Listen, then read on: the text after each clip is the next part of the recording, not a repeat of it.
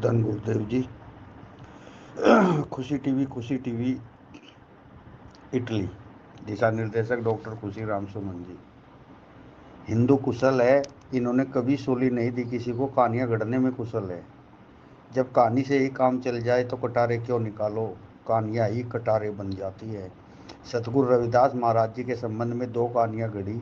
एक की सतगुरु रविदास जी अपने पूर्व जन्म में भी रामानंद के शिष्य थे। एक दिन सतगुरु रविदास महाराज जी भिक्षा मांग कर आए। पूर्व जन्म की बात है, जब वे रामानंद के ब्रह्मचारी शिष्य थे, ब्राह्मण थे, भिक्षा मांग कर लाए। रामानंद ने पूजा का थाल सजाया और अपने ठाकुर जी को भगवान की प्रतिमा को प्रसाद चढ़ाया। लेकिन पहली बार रामानंद जी के जीवन में ठाकुर जी ने प्रसाद लेने से इनकार कर दिया।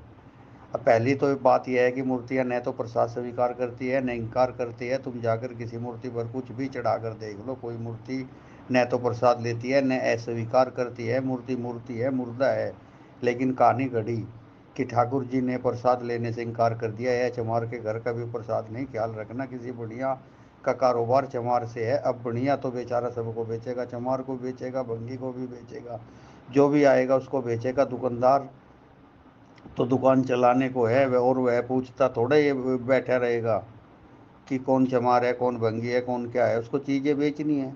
लेकिन तुम देखते हो कि कैसा ब्राह्मणों ने जाल इस देश में खड़ा किया। लेकिन यह तो मैं मान ही नहीं सकता कि रामानंद उस गरीब ब्रह्मचारी पर नाराज हो गए और उन्होंने अभिशाप दे दिया कि जा मर जा इसी क्षण, और शूद्र के घर में, चमार के घर में तेरा जन्म होगा। मगर कहानियाँ गढ़ने में ब्राह्मण सच में कुशल है और कहानियाँ प्रचलित कर देते हैं और लोकमानस के कहानियाँ बैठ जाती है। गरीब ब्रह्मचारी उसी क्षण मर गया और एक शूद्र के घर में, एक चमार के घर में जन्म लिया। यह एक कहानी उन्होंने गढ़ी इसलिए क्योंकि सतगुरु रविदास महाराज जी पूर्व जन्म के ब्राह्मण हैं, उनको भक्तमाल में स्वीकार किया, नहीं तो उनको भक्तमाल में स्वीकार नहीं कर सकते थे।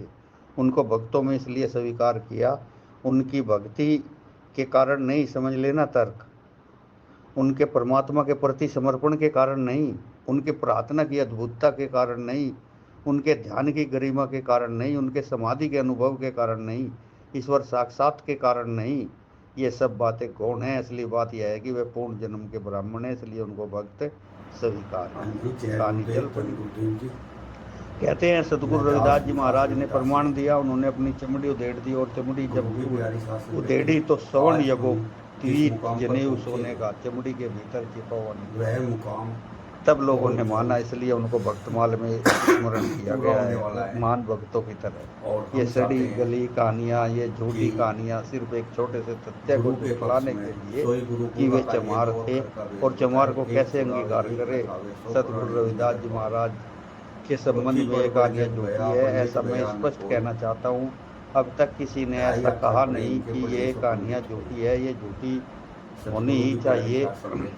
ज्ञान कारण कर अभ्यासु रविदास तो पहचान कौन सी? सतगुरु रविदास महाराज जी ठीक कहते हैं, अभ्यास तो करना, ध्यान का करो, प्रेम का करो, भक्ति का करो, लेकिन इसमें रहे प्रार्थना शांत और यदि है ज्ञान लक्ष्य है, इसी में मत अटक जाना।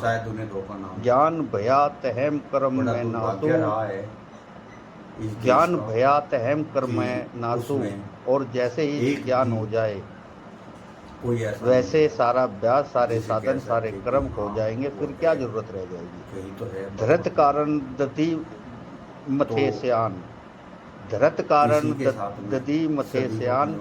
घी निकालना है तो दही को मथते हैं, जब घी निकल आया तो दही को मथना बंद कर देते हैं, फिर दही को जो मथे वह पागल है। हर हर दा नारा लावांगे, बेगमपुरा बसावांगे। जय गुरुदेव, धन गुरुदेव जी।